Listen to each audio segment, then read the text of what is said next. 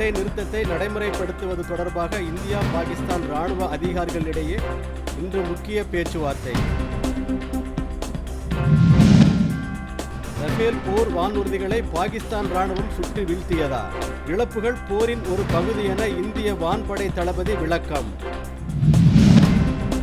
மாமல்லபுரம் அருகே திருவிடந்தையில் கோலாகலமாக நடைபெற்ற சித்திரை முழு நிலவு இளைஞர் பெருவிழா மாநாடு.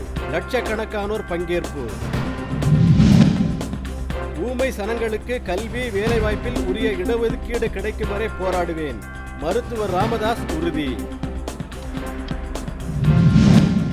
வன்னியர்களுக்கான உள் ஒதுக்கீடு விவகாரத்தில் முதலமைச்சர் ஸ்டாலின் துரோகம் இழைப்பதாக அன்புமணி ராமதாஸ் குற்றச்சாட்டு. தமிழகத்தில் சாதிவாரி சர்வே எடுப்பது உட்பட 14 தீர்மானங்கள் சித்திரை முழு நிலவு பெருவிழா மாநாட்டில் நிறைவேற்றம். தங்கம் விலையில் பவுனுக்கு 1320 ரூபாய் சரிவு. சென்னையில் ஒரு பவுன் அணிகலன் தங்கம் 71,360 ரூபாய்க்கு விற்பனை. மதுரையில் கோலாகலமாக நடைபெறும் சித்திரை பெருவிழா. பச்சை பட்டுடுத்தி வைகை ஆற்றில் இறங்கினார் கள்ளழகர்.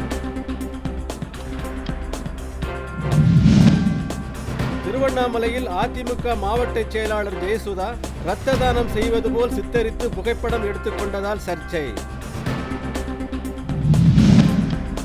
விழுப்புரத்தில் நடைபெற்ற திருநங்கைகளுக்கான அழகி போட்டியில் தூத்துக்குடியைச் சேர்ந்த சக்தி என்பவர் சிறந்த அழகியாக தேர்வு.